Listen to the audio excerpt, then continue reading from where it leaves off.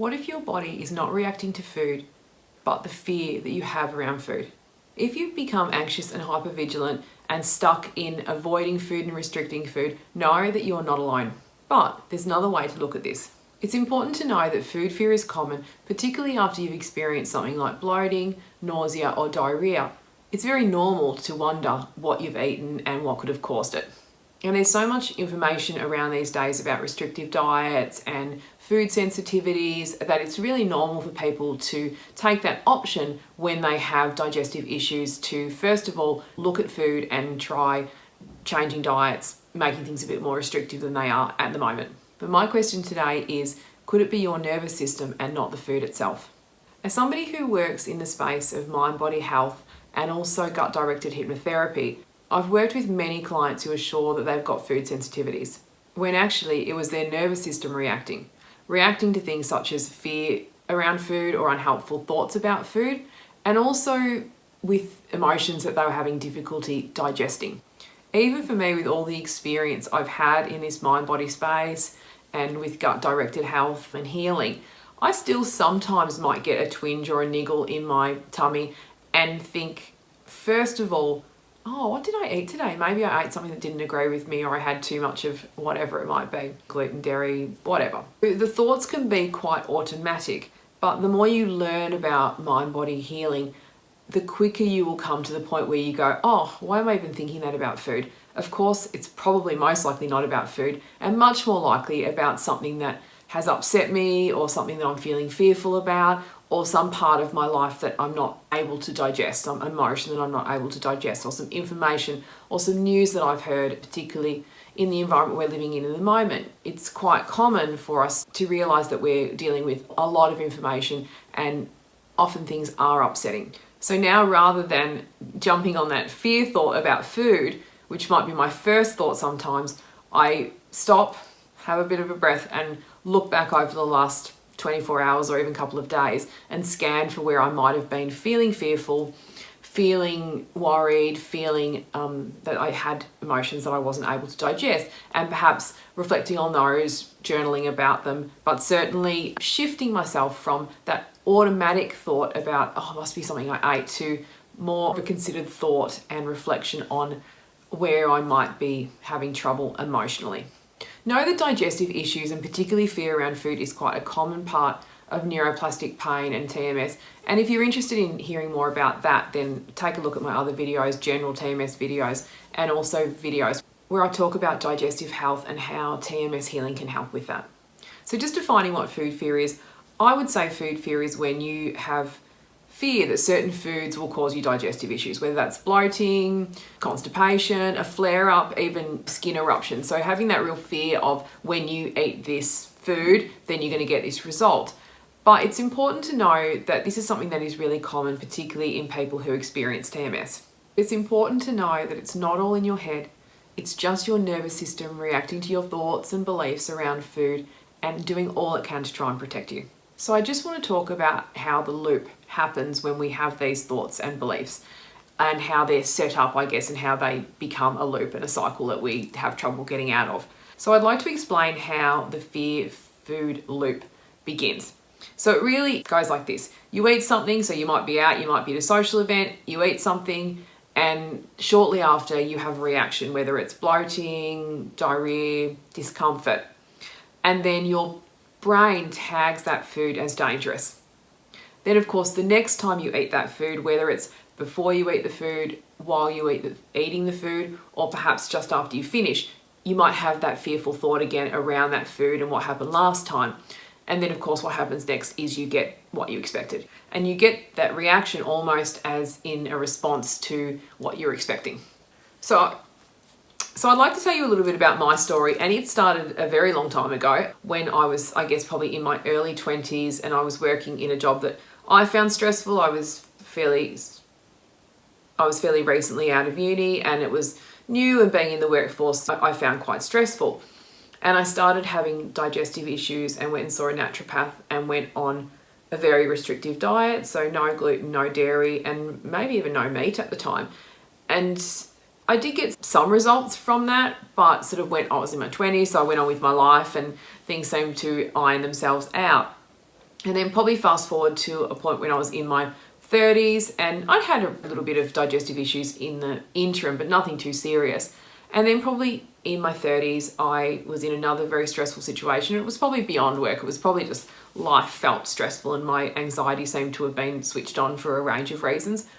And I started having a lot of discomfort in my tummy. So of course I did what most people do and went on a restrictive diet, saw an alternative medical doctor, and was diagnosed with SIBO and was put on a very restrictive diet, no gluten, no dairy, and also no FODMAP. So I was down to a fairly small amount of food, but I still had a lot of anxiety about eating, particularly when I would be invited to eat out and I wasn't sure what I was going to be able to eat.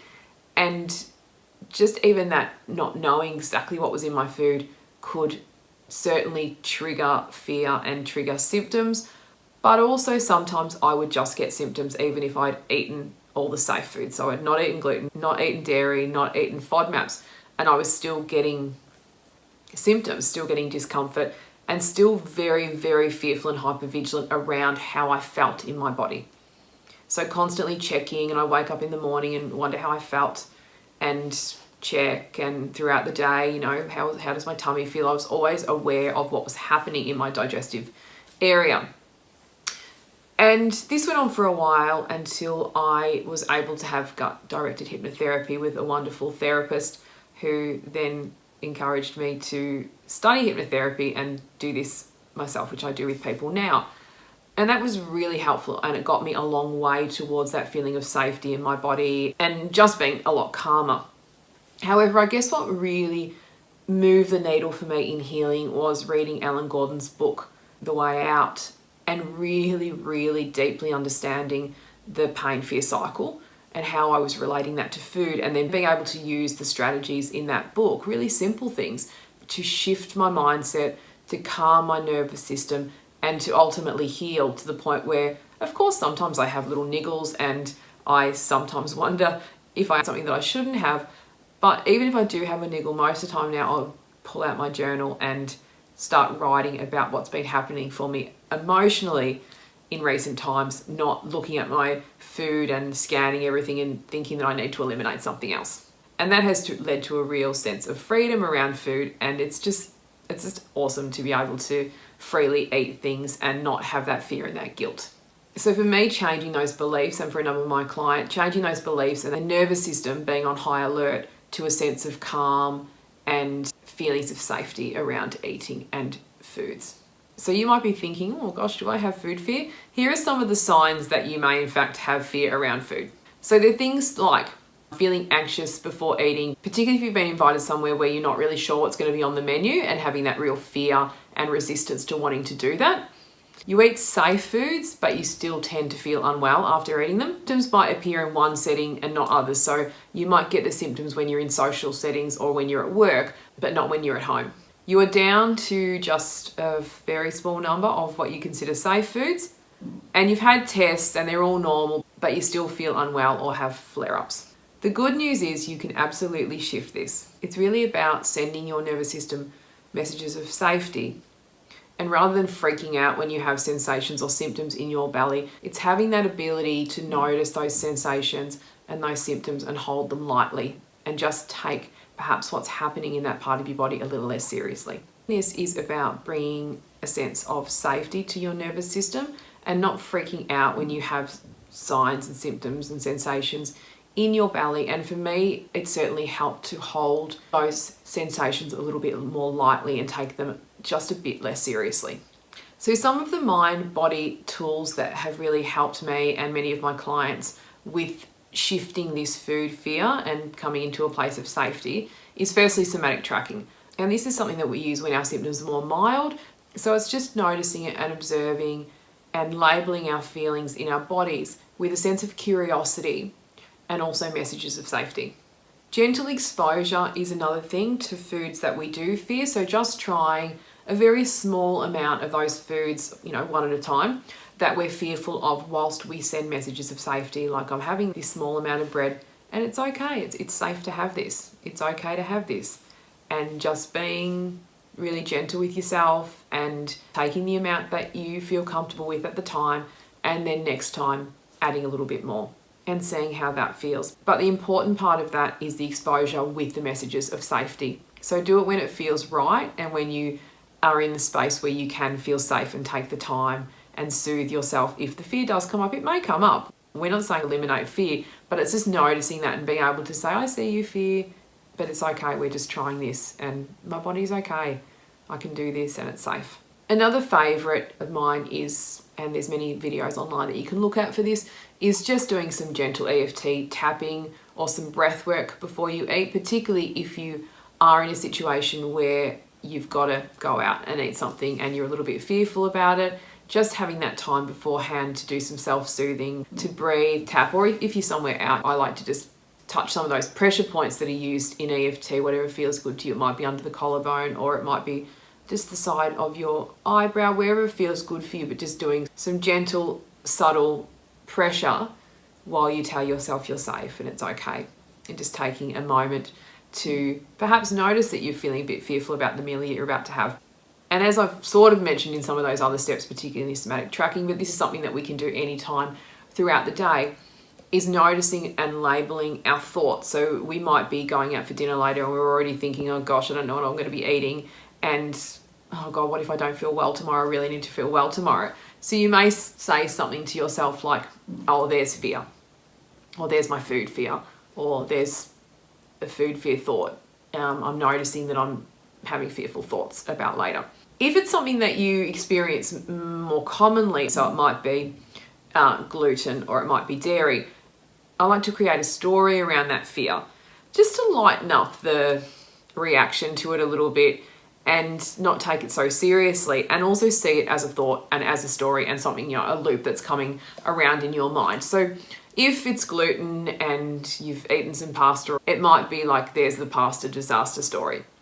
Or again, if you're out and you're having a glass of wine with your friends and the cheese platter comes out and you really want to have some, you might say, I'm noticing the scary dairy story again. So it's just having a bit of a lightness and a little bit more fun with our thoughts.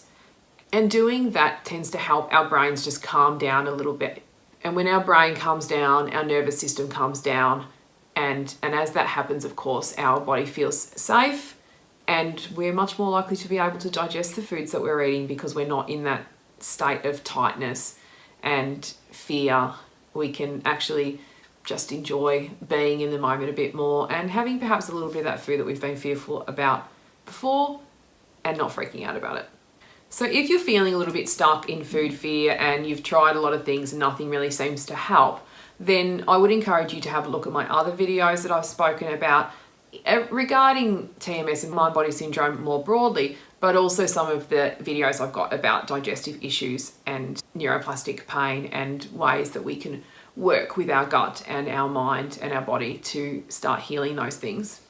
But really just having that faith and that trust that healing is possible when we stop fighting and struggling with our thoughts and our bodies and send ourselves messages of safety consistently day after day.